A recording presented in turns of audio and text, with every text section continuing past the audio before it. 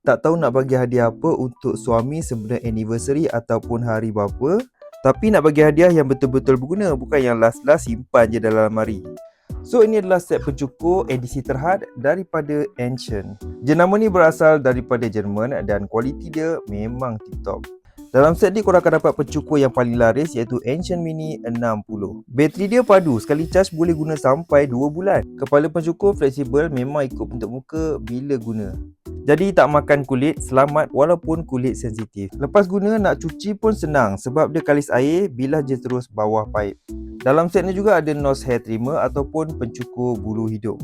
Reka bentuk dia macam pen, simple dan mudah untuk dipegang. Bateri pula boleh tahan sampai 10 bulan. Produk Ancient ni memang terkenal dari segi dia punya ketahanan.